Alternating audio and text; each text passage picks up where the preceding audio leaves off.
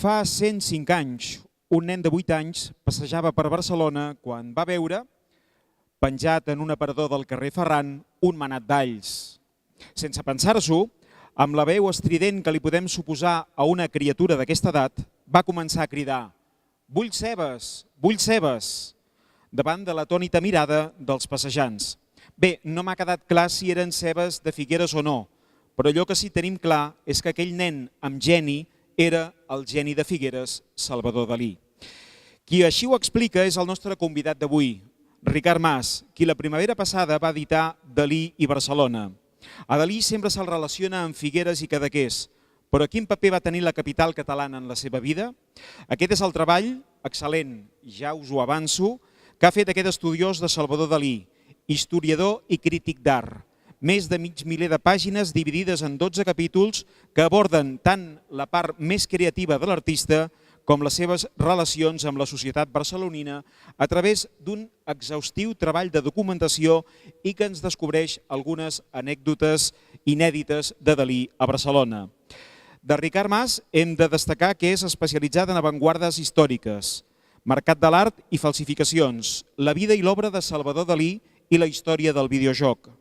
Va ser ajudant i col·laborador de Rafael Santos Torruella, de qui és un dels seus principals deixebles. Ha escrit nombroses obres, moltes d'elles dedicades a Salvador Dalí. També va ser comissari de l'exposició Cadaqués de Picasso al Museu de Cadaqués, juntament amb en Pere Bahí.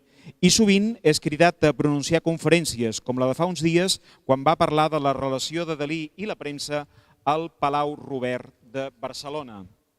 Per aquest motiu, li agraeixo sincerament, en nom dels amics dels Museus Dalí i de tots vosaltres, que ens hagi volgut dedicar una estona del seu temps aquest dimecres per explicar-nos més coses d'aquest volum que, torno a repetir, representa un exhaustiu treball d'investigació i a la vegada presenta d'una manera agradable i visual la relació de Salvador Dalí i Barcelona.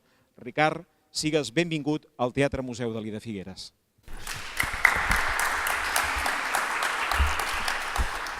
Moltíssimes gràcies. Per mi és ja sé, potser pot sonar atòpic, però és un honor, un privilegi i em fa molta il·lusió parlar en aquest escenari. Porto ja, des que vaig entrar al novembre del 1990 a casa d'en Rafael Santos Torroella, doncs porto bevent, menjant, somiant Dalí i aquesta és l'última de les obres.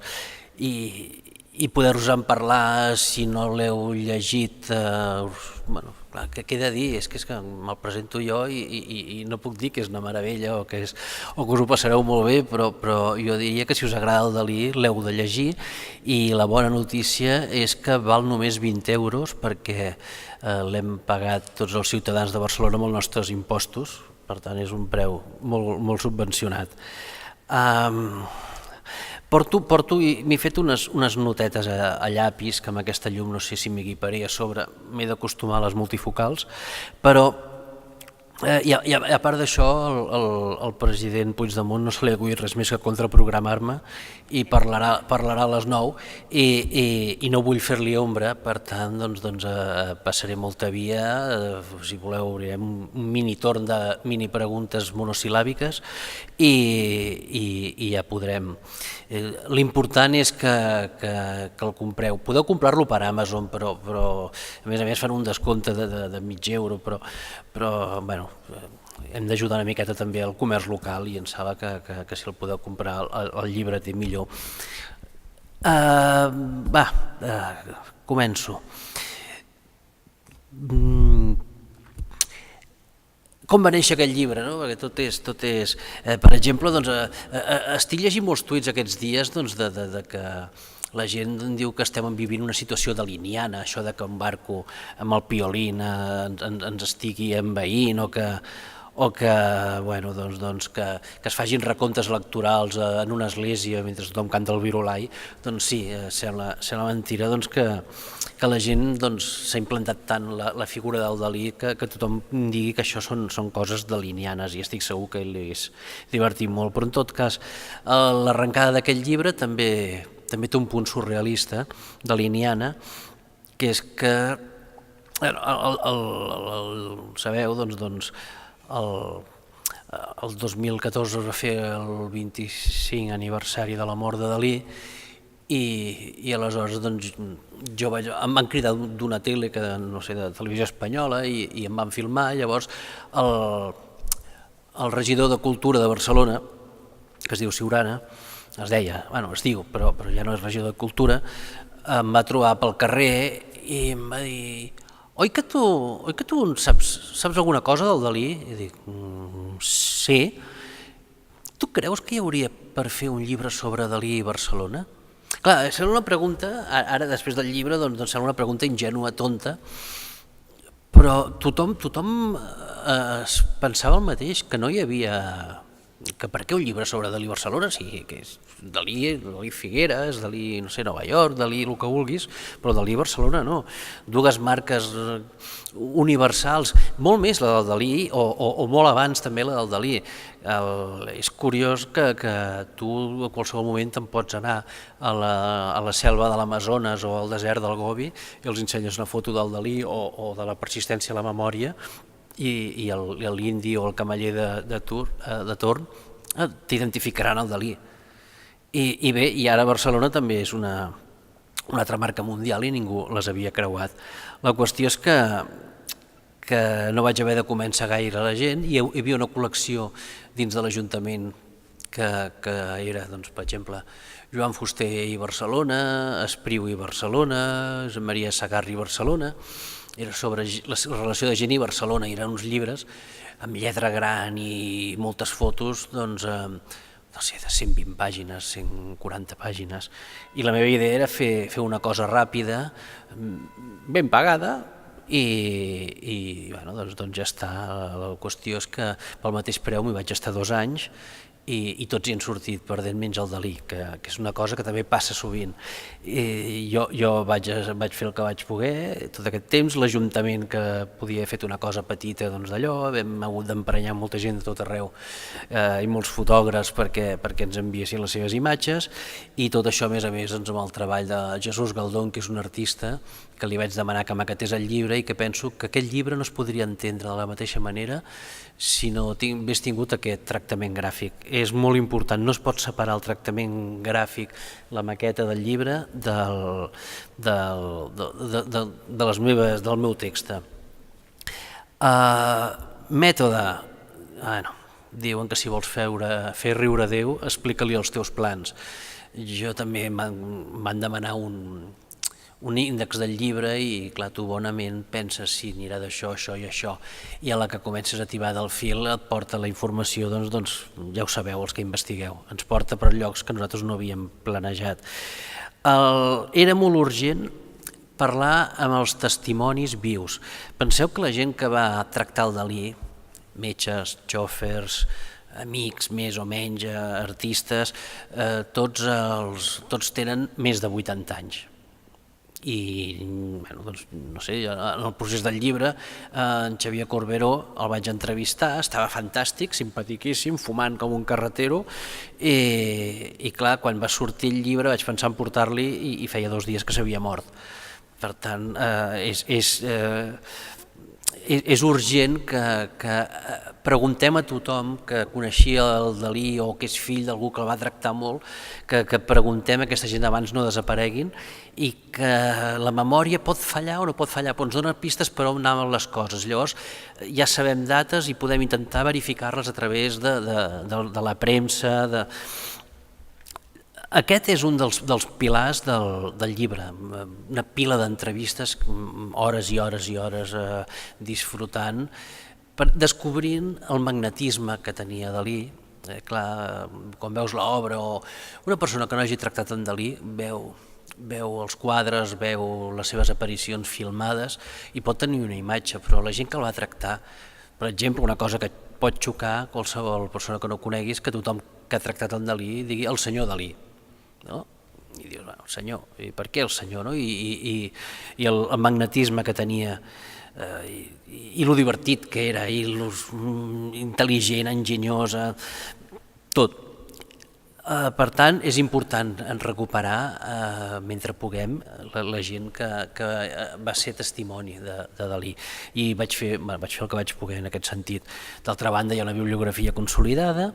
De l'altra, una cosa tan òbvia i tan tonta com remenar els diaris i les revistes. En aquest cas, a Barcelona, jo vaig agafar La Vanguardia, molt especialment el 48, quan torna dels Estats Units, fins a principis dels anys 80, i mirant dia a dia, et surten un munt de pistes increïbles i constatacions tan tontes com, clar, posem que Dalí vivia a Cadaqués, però clar, a Cadaqués no quedava registrat en un diari tot el que feia, o podia estar a Figueres però no sortia als diaris tot el que feia perquè era algo normal, però a Barcelona tot això quedava, sempre hi havia un periodista a prop perquè els hi solucionava molt la vida, el Dalí.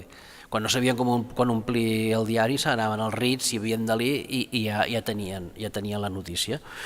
Doncs remenar els diaris i trobes molta vida social i arribes a la conclusió que Dalí és una obra d'art total, una obra d'art en cames. No oblideu, per exemple, que la gent de Barcelona obra de Dalí no en veu pràcticament.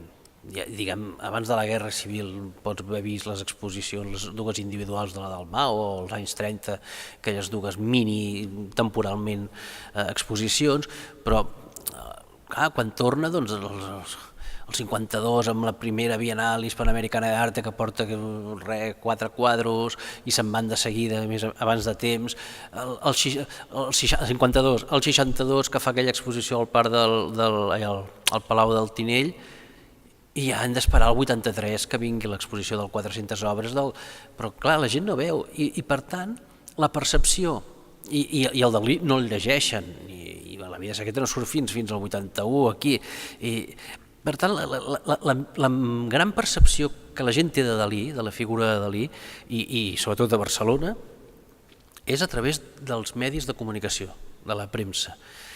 I penso que hem de descobrir aquesta faceta que trossejada i col·locada estratègicament conforme aquest Frankenstein que tinc a l'esquerra. Però és important.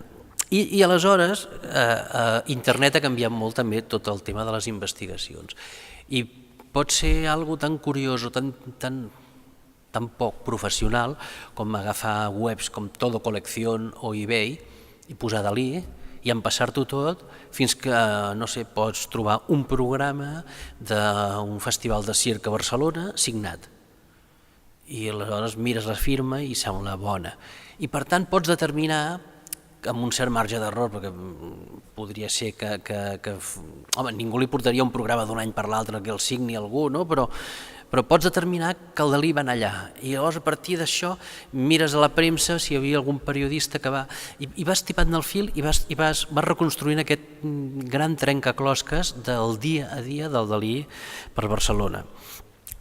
I llavors, clar, també sempre estan els arxius, està la Fundació Dalí, però hi ha col·leccionistes particulars com en Pere Vehí de Cadaqués, que també s'ha mencionat aquí abans, o pot haver-hi a la Biblioteca de Catalunya un fons de cartes de correspondència del Dalí que havia pertangut a una part de la família, no? El llibre està dividit en 12 capítols, bàsicament són dues parts, els 6 primers són més acadèmics de la família dels Dalí barcelonins, el Dalí i Federico García Lorca, les exposicions de Dalí a Barcelona, les conferències, que també era un mètode de polèmica, batalla o d'acció daliniana, i sobretot Dalí i Gaudí i el modernisme, molt important pel que fa a Barcelona.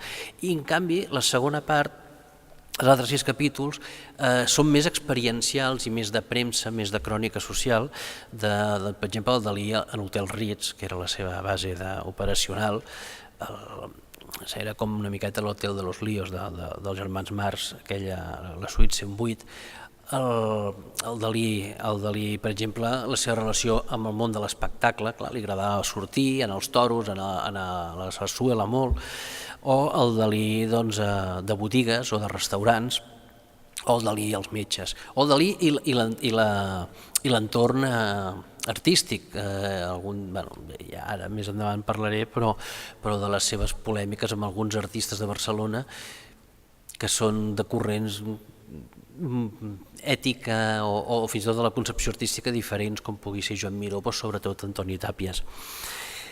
És un llibre amb un preàmbul i un epíleg trist, però que explica moltes coses, que és Dalí i Barcelona, al final Barcelona dipositant la seva medalla tard sobre el cadàver de Dalí aquí a la Torre Galatea. És allò de no quedar malament amb la història. Deia del llibre, començava parlant de la família. Què és Barcelona per Dalí? És dues coses. En un principi és la ciutat de la seva mare, i per tant on encara viu el seu oncle Anselm, per exemple, on van a visitar l'àvia, i també és on s'ha criat el pare i on encara viu l'oncle patern, el metge dels bombers Rafael Dalí. Per tant, és un espai de família. Dalí no té família enlloc més, a Barcelona.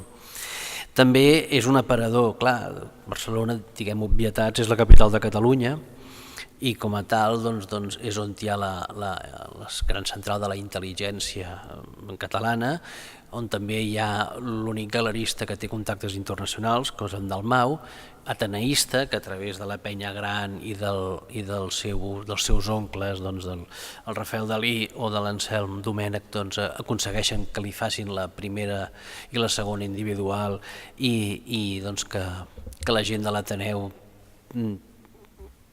per plaer, però sobretot per compromís amb la família, comprin els primers quadres, i on també dona les seves primeres conferències per escandalitzar tot el públic de Barcelona, conferències que són degudament transcrites als diaris, i on la gent estira els cabells, i un personatge empordanès com el Josep Pla pot escriure a les pàgines de La Veu de Catalunya és que la missió de tot bon empordanès és venir a Barcelona a deixar tothom amb un pam de nas.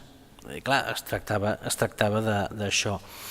I tenim també dos Dalís que van a Barcelona, el que va abans de la Guerra Civil i el que va a partir de l'any 48.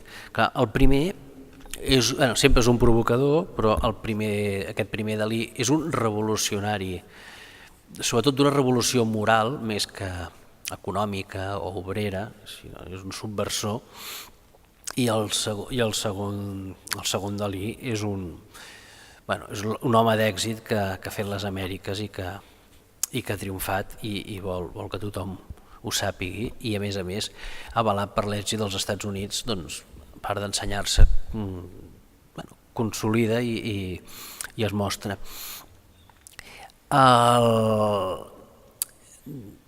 Dèiem de l'Hotel Ritz que ell ocupa l'habitació 108, això és molt important perquè és un símbol d'estatus. També és una habitació on s'hi fa de tot. Hi ha moltes descripcions que podies entrar i trobar-te en un racó joves nus, a l'altre racó cabaretistes, animals, conills. M'explicava un artista que va anar a veure'l i aquell dia el terra estava ple de conills i alguna gallina. Escolti, a la suite 108 de l'Hotel Ritz, no? És una animalada. I fins i tot tenim, per exemple, un testimoni molt interessant, que és un senyor que es diu Blai Matons, que va fer de xòfer, tenia el taxi de luxe, entre l'any 69 i el 79, i fa de xòfer pel Dalí. Però un testimoni aparentment tan perinocu, com el d'aquest personatge, una persona fantàstica, a més, és un tipus que neix amb una mà al davant i una al darrere, i el primer que fa és demanar diners a uns amics de la família per aprendre anglès i comprar una llicència de taxi, perquè als anys 50 es passava gana, però resulta que no hi havia cap cap taxista que parlés anglès, llavors ell feia tots els clients del port i d'això hi va anar progressant i fins que va tenir el taxi de luxe. El taxista de luxe que normalment portava el Dalí estava fart ja que hi posessin tants hippies que anaven bruts i li emportaven la tapisseria i li va passar el client. Però aquest senyor, així a lo tonto anar parlant, doncs esclar, ens pot dir que hi ha una làmpara modernista de ferro forjat que la compren a la frateria concreta del Passeig de Gràcia i que està a la sala Mae West. O ens pot explicar el dia que va anar al Raval, al costat del carrer Fortuny, a comprar el Crist de l'Agonia de Límpies que el Dalí va pintar i va posar aquí al Teatre Museu. O pots saber el dia que va anar a la botiga Gastón i Daniela, que estava al darrere del Ritz, a comprar un burro de fusta, que jo he vist treure el cap en algun burro tamany natural, parlo, l'he vist treure el cap en algun reportatge, però ja no l'he vist mai més, i d'allò. I també, no sé si sabeu, a Púbol, no, perdó, a Portlligat, hi ha aquells dos caps. Hi ha dos caps que en diuen de Càstor i Pòl·lux, que estan a dalt d'una tàpia.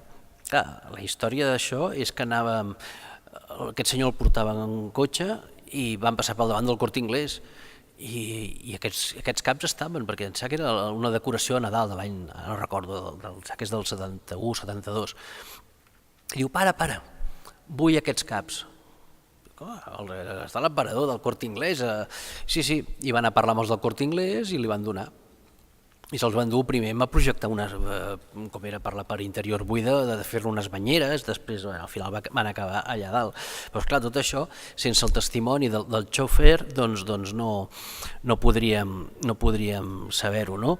O també com el dia que va anar a la botiga Loewe, i que sabeu que ocupa l'espai de la Casa Lleó Morera del Passeig de Gràcia, i que sabeu que els baixos van fer l'any 41, van fer una reforma i es van encarregar les escultures de l'Eusebi Arnau.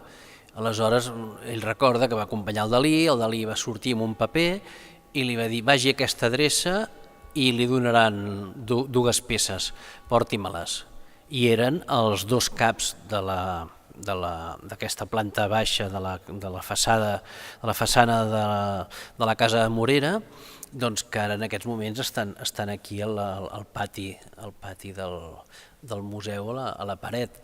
Clar, tots aquests detalls no els saps si no parles amb la gent, perquè no hi ha cap altra mena de constància documental. Fins i tot de trossos del museu que he pogut anar recuperant.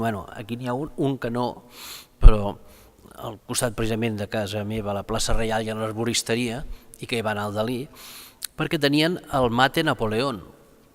Mate Napoleón, si he llegit La vida secreta, ell de petitet a casa, quan pujaven a casa dels Sala, i ell veia la Narcisita a Sala i es anaven passant la bombilla del mate, i suposo que amb l'excitació que dona aquesta beguda d'herbes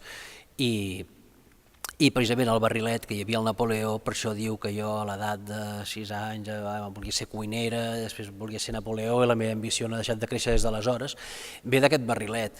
I en Dalí, que quien la sigue la persigue la consigue, doncs devia anar al taxidermista de la plaça Reial i al costat hi ha aquesta botiga i recorden ben bé que els insistia que els hi donés el barrilet i li deien que no, i al final va dir et dono un dibuix i em donaràs el barrilet. Molt bé, li van donar el barrilet i va dir el dia que ve ja et portaré el dibuix i ja no el van veure més, que com deia el Dalí moltes vegades, el prometre no fa pobre. I així se'l van dur. No sé on para el barrilet, però sí que és veritat que tinc fotografies que ell, per exemple, està al Museu de Cera de París quan van inaugurar la seva figura, al costat del Paco Rabanne, amb el barrilet sota el braç, que no el deixava anar ni boig, perquè clar, era un record, un fetig d'infància molt important. I també, per exemple, vaig parlar amb Fèlix Serraclara, el fill, i m'explicava que moltes coses m'explicava, però que el seu pare doncs, havia fet el primer esborrany dels estatuts del Teatre Museu, que li havia... Bueno, el pare, el Serraclara, Gonzalo Serraclara, era soci amb el Ramon Rato, pare, i el Polanco, de la cadena de ràdio, doncs, Ràdio Espanya en Barcelona. Aleshores, en Rato, que era un dels més importants banquers del règim de Franco, doncs va casar el fill i en Serraclara li va comprar un Modest Urgell per regal de noces.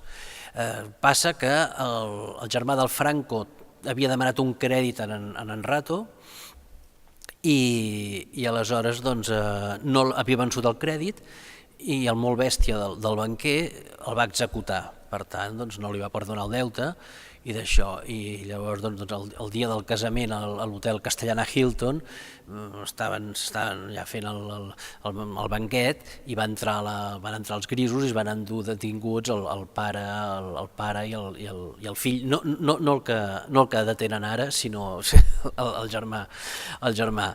I aleshores, esclar, amb tot aquest show, doncs en Serraclara va dir, i ara què faig? Perquè clar, a casa meva un Modest Urgell tan gran, doncs on te'l poso? I aleshores doncs, en Dalí li va dir, jo tinc moltes parets per tapar aquí al museu i necessito, i li va deixar i ningú més en va parlar i aquí es va quedar. Perquè també és molt curiós de moltes coses algunes coses que estan aquí al museu doncs es van aconseguir, el Dalí les va aconseguir d'aquestes maneres perquè tot anava una miqueta així.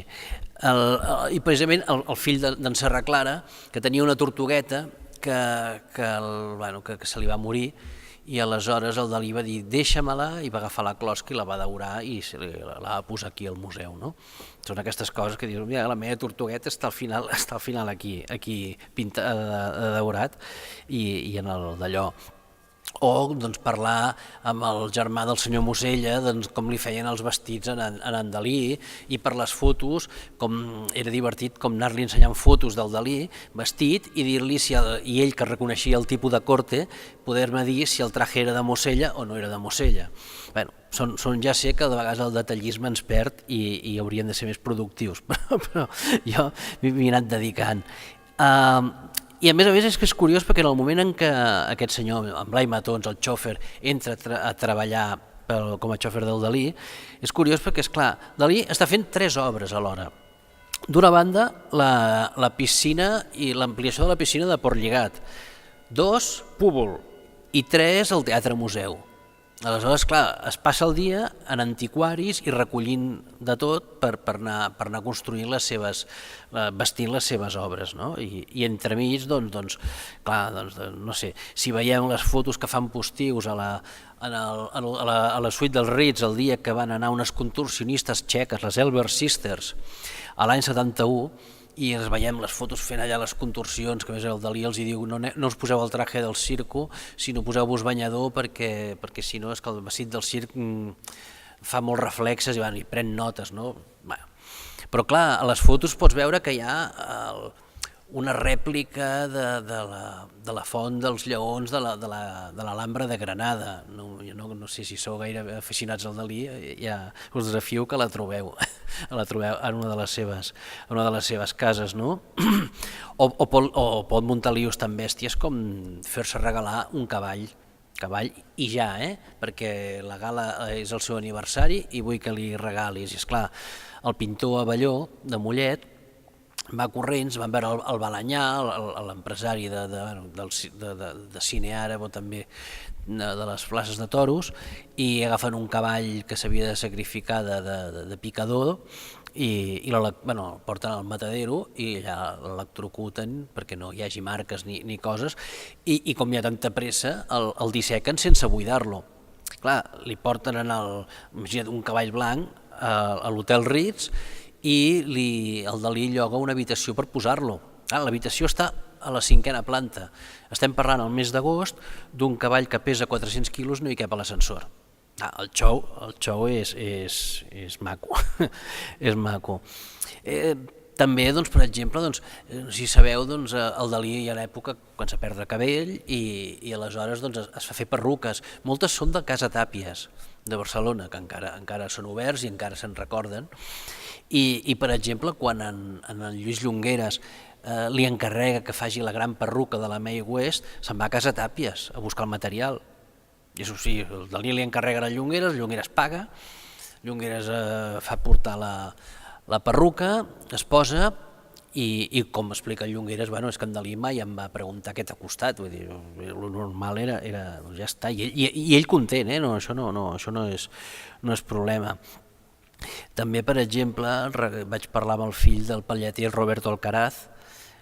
És curiós que el Dalí, això, que es faci fer un abric de pell de guepard el 79 i que per tant l'ensenya en molt poques ocasions, en realitat a la inauguració del Pompidou, que a sobre aquell dia no es pot inaugurar la gran retrospectiva del Dalí perquè hi ha una vaga de funcionaris i alguna ocasió més aquí en el Teatre Museu, i que en canvi sigui una imatge tan forta del Dalí amb aquest abric i la barretina, tan forta com perquè a la inauguració dels Jocs Olímpics l'orquestra, dirigida pel Carles Santos, vagi vestida amb una americana de pell que imita pell de guepard i la barretina per donar la fanfàrria inicial que engega els Jocs Olímpics del 92 de Barcelona. Clar, és que el Dalí és un creador poderosíssim d'imatges i a part d'això era molt fredolic i en aquella època que no hi havia escalfament global doncs anava bastant als palleters i el Roberto Alcaraz era un dels millors, no tenia mal gust, no. I una altra cosa que m'he fixat també veient com vestia i què menjava el Dalí és que el Dalí és un antiburgès i per tant ell té dos gustos, que és el popular, purament popular, i l'aristocràtic. I això ho podem veure, per exemple, quan es vesteix i porta unes espardenyes, pot portar una americana bordada pel millor sastre i al cap una barretina, o quan pot anar a menjar al Canari de la Garriga al davant dels Ritz, a menjar els canelons típics de l'àvia o si no ja passa al Via Veneto o sobretot al Lasserre de París o a Chez Maxims. O sigui, no hi ha un punt intermedi en Dalí, és el més popular i el més aristocràtic.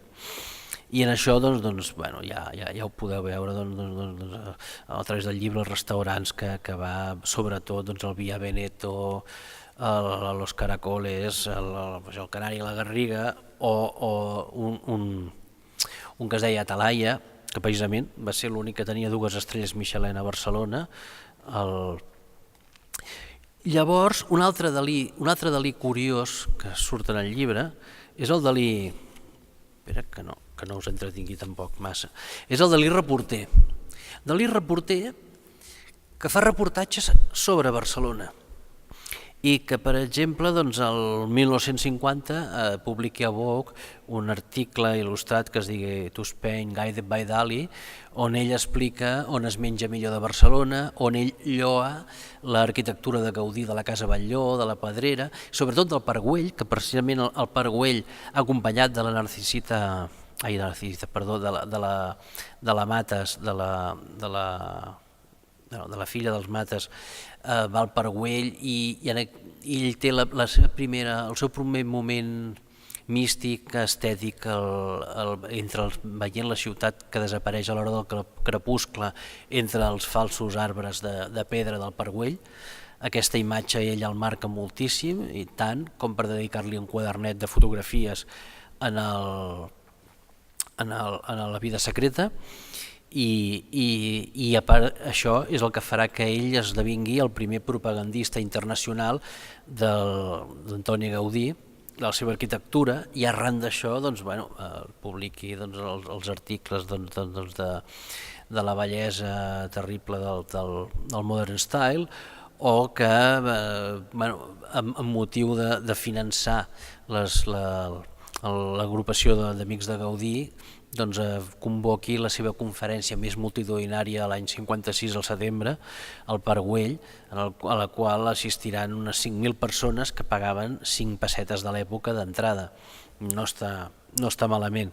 Deia això, que el Dalí reporter, el Dalí periodista, no només el que de jove pot escriure el documental París a la publicitat en 6 articles, sinó el que pot dedicar a fer-se a fer d'articulista de viatges a una revista com Vogue per promocionar Barcelona, o que l'any 69 al París Match també dediqui un reportatge als seus llocs preferits de la ciutat de Barcelona i de París. I és clar, aquí no pot faltar la Pedrera o el Palau de la Música. No oblidem tampoc que el seu oncle Anselm era un gran melòman, un dels fundadors de l'Associació Wagneriana de Barcelona, no gens menys la llibreria Verdaguer estava al davant del Liceu, i un dels fundadors de l'Orfeó Català, i el Palau de la Música és la gran realització material precisament de l'Orfeó Català. Dic perquè tot està lligat. I com a reporter també, i com a persona que s'entén molt bé amb els periodistes, com és capaç d'agafar quan torna i veure quin és el millor entrevistador que hi ha, que és el de l'Arco, i aconseguir de fer el meravellós llibre, el Dalí al desnudo, que segur que tots el coneixeu, però jo el recomano com a qualsevol persona que vulgui introduir-se a Dalí, el primer que ha de fer és llegir aquest llibre, i em sembla que li trencarà tots els esquemes. O com a relleu del de l'Arco, aquí a Barcelona, de periodista cultural, el Lluís Permanyer, amb un altre caire, esclar, però també prou interessant.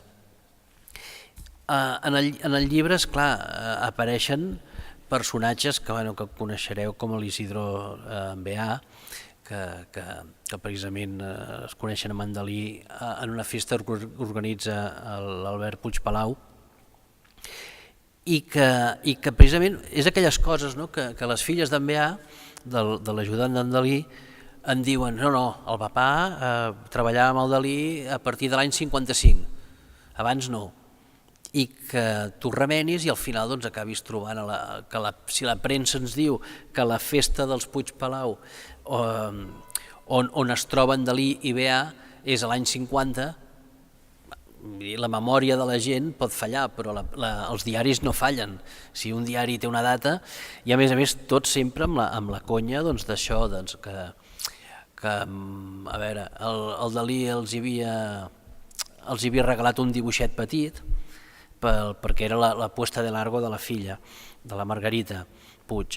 I aleshores, per fer una decoració gran, el que li demanen a un artista que faci la versió gegant d'aquell dibuixet que els ha regalat el Dalí. La persona que li encarreguen, que subcontracten, és aquest escenògraf del Liceu, que ho fa rapidíssim i ho fa molt bé. I llavors, esclar, quan el Dalí va a la festa i es troba l'ampliació del dibuix, es meravella, i quan li diuen que ho ha fet en un sol dia, encara es meravella més, i el que vol és contractar aquesta persona perquè l'entén molt bé.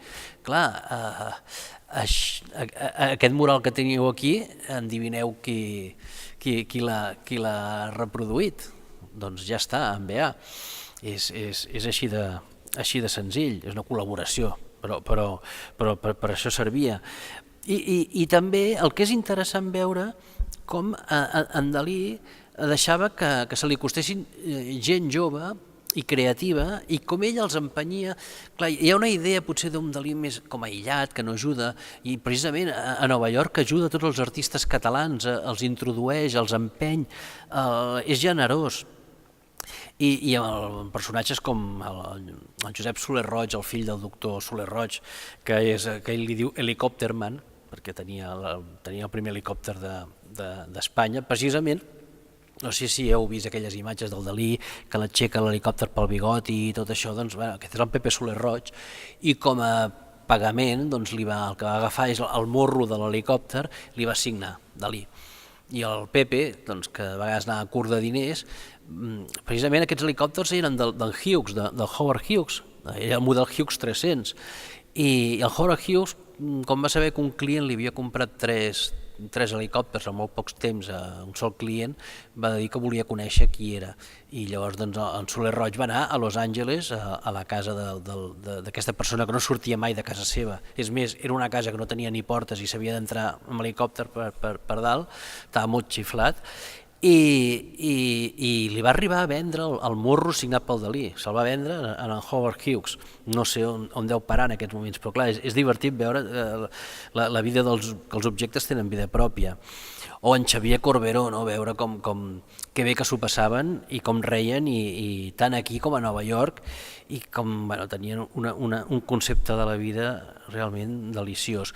O un personatge com l'Agustí Pinyol, que és un artista naïf que en una cantera de Barcelona tenia un pessebre i anava tallant les figures, i que el Dalí anava molt, i que a vegades i un dia recordo, vaig trobar un senyor, en Pinyol ja és mort, i em deia, si jo vaig conèixer en Dalí perquè vaig anar amb l'Agustí Pinyol, i en Pinyol li va dir en broma un dia, aquesta tarda vindré a veure't als Ritz i vindré amb un senyor molt important, i clar, el senyor molt important era jo, que ja veus.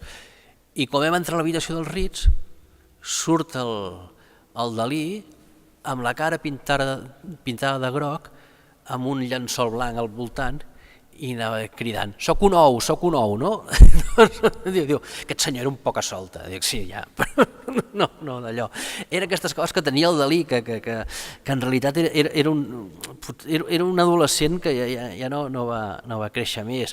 O el fotògraf Antoni Bernat, que treballava precisament per l'Uomo Vogue, que m'explica com anaven a la sarsuela, no? I com el Dalí se les sabia totes de memòria, i és que no deixava mai l'ocasió d'anar a la sarsuela. I vaig tenir l'ocasió tan curiosa de trucar a l'Uri Geller, perquè precisament vaig veure l'Uri Geller, que jo l'havia vist de petitet torçant culleres per la tele, al programa de l'Iñigo, doncs resulta que l'endemà de torçar les culleres se'n va anar a Barcelona perquè va presentar el seu llibre, era un 11 de setembre, el que passa que encara vivia el Paquito i no es celebrava, i aleshores, esclar, vaig veure una foto de l'Uri, ho explicava l'Amanda Lear, que li deia el terrible Patatuski, a l'Uri Geller, i estaven allà als Ritz, perquè era el millor hotel de la ciutat, que van coincidir allà ensenyant-li a torçar culleres al Dalí.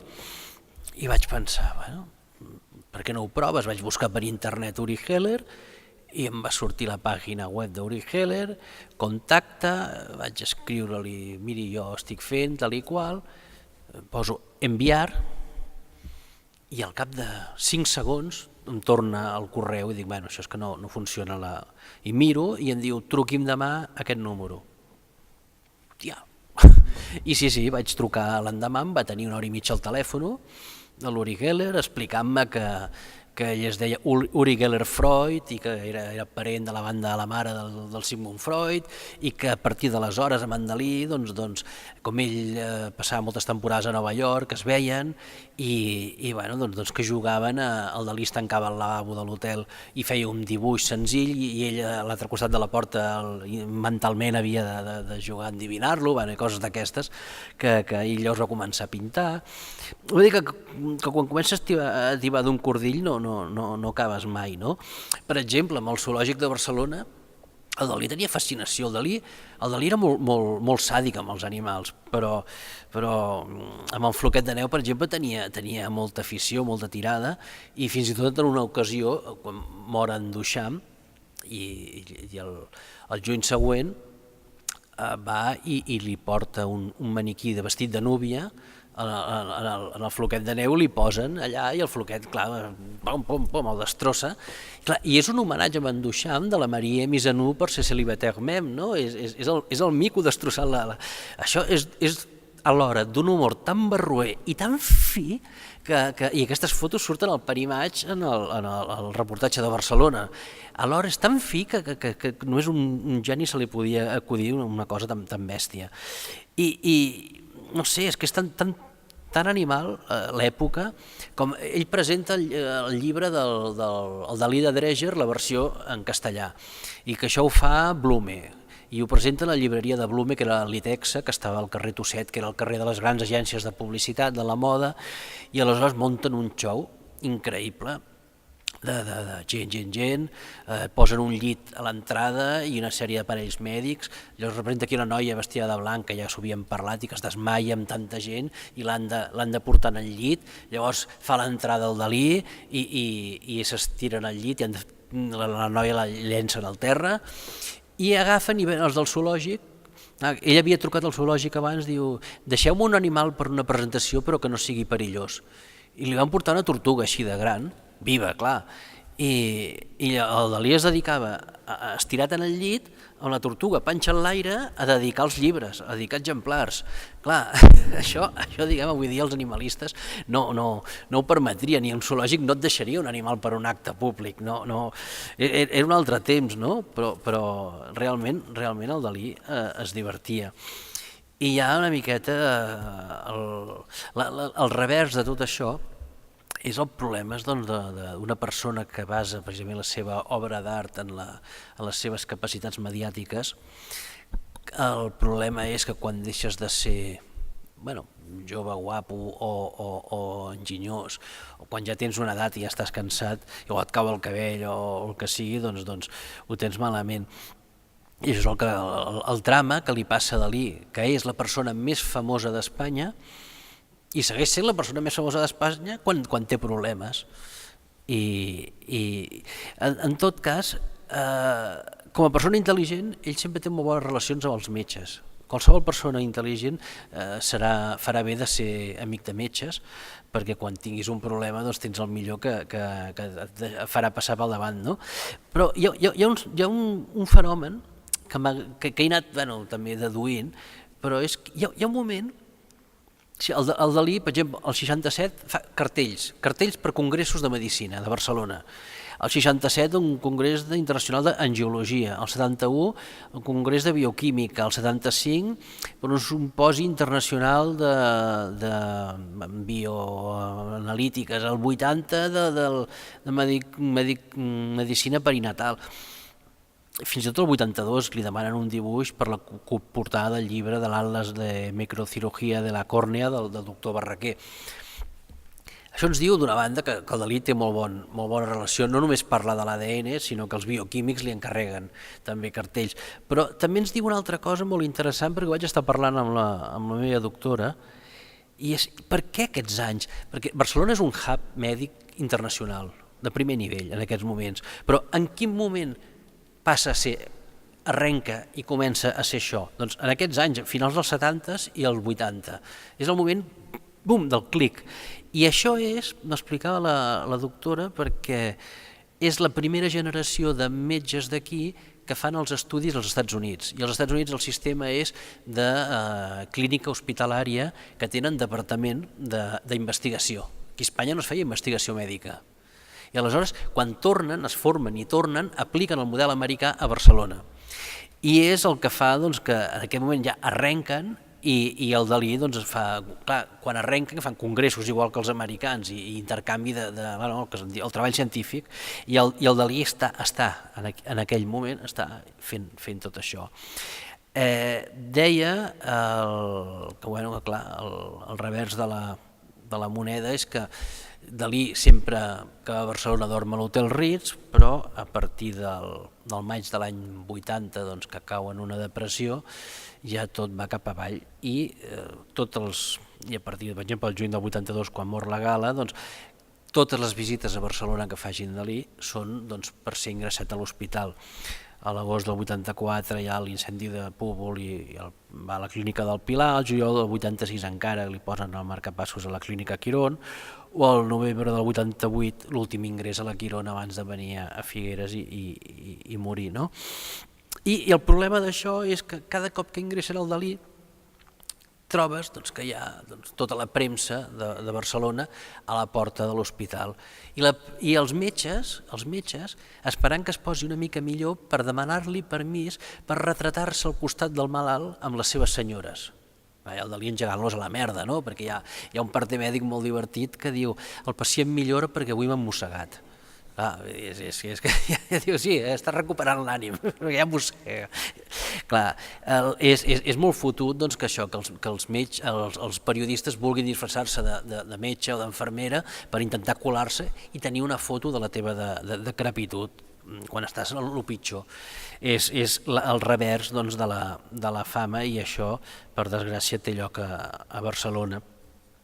I finalment, clar, el que retrata una miqueta l'avidesa de la política i de les institucions, ja no parlo de tendències ni de partits, és clar, el Dalí, en un moment que ja està malament, a Barcelona es parla, a través d'en Corberó i d'en Tusquets, de l'Òscar Tusquets, de fer un monument del Dalí a Barcelona. A l'Ajuntament en aquell moment hi ha el Narcís Serra, i no ho veu clar. En canvi, a Madrid hi ha el Tierno Galván, que és del mateix partit que el Narcís Serra, i no té manies. I el Tierno Galván, morint-se, perquè s'estava morint, ve aquí a Figueres i amb en Dalí fan 4 croquis i aconsegueixen el Dolmen de Dalí, i la plaça de Dalí, el barri de Salamanca. A Barcelona no es va aconseguir arrencar res, i és una pena. I quan vam veure que el Dalí, diguem, es moria de veritat, i el que és trist, no? Doncs que teníem un país bicèfal de Diputació, Ajuntament de Barcelona i Generalitat de Catalunya. Si la Generalitat fa alguna cosa, nosaltres no serem menys, etc. Doncs clar, la Generalitat li dona la medalla d'or i a l'Ajuntament li han de donar, però és que i al final, clar, li concedeixen el Dia dels Innocents, que ja és gros. I aleshores, quan es mor, clar, jo no m'hi havia fixat, però m'ho explica el Daniel Giral Miracle, que és un hàbil diplomàtic, un gran historiador de l'art, però que feia de pont, per exemple, el seu caràcter entre Convergència i el PSC. I aleshores, quan s'havien d'entendre en alguna de cultura, ho feien a través del Daniel. I aleshores el Pasqual Maragall va trucar al Daniel i li va dir: un dia això li han donat la medalla i no li han posat. I és algo tan macabre que m'ho explica ell mateix, de dir correm, agafen un cotxe, se'n van amb la Margarita Obiols, que era mig secretària del Pasqual i directora de l'Olimpiada Cultural, tots tres només, amb un cotxe. El que fan també és, l'Ajuntament de Figueres demana valles a l'Ajuntament de Barcelona, i per tant, en el moment que mor Dalí, totes les valles que es col·loquen a Figueres posa Ajuntament de Barcelona, i venen ells tres. Recorda el Daniel de picar a la porta de la Torre Galatea, que els obre en Robert Descharnes, que passen gairebé clandestinament i van en el cadàver de Dalí, i que està amb el pijama encara, perquè ells arriben a les 6 de la tarda, li col·loquen la medalla i surten. I llavors fan la roda de premsa de que li han col·locat la medalla a l'Ajuntament. Però això demostra de vegades que l'art va per una banda i que les institucions les institucions culturals i polítiques van per l'altra, i que en realitat no vull criticar perquè es retroalimenten de vegades i són necessaris tots dos, però és trist que s'hagués de fer d'aquesta manera i que l'Ajuntament de Barcelona no hagués tingut la vista de poder posar-li la medalla al Dalí en vida i amb tots els honors com es mereixia, per culpa d'una miopia política tonta que no porta enlloc. I el pitjor encara, el que li passa a la ciutat de Barcelona és que encara no té ni un sol carrer, ni una plaça, no té res dedicat a la memòria del nom de Salvador Dalí, i jo només voldria acabar reivindicant-ho i esperant que algun dia sapiguem veure el que veu tot el món i que Barcelona encara no s'ha pogut baixar del burro. Moltes gràcies.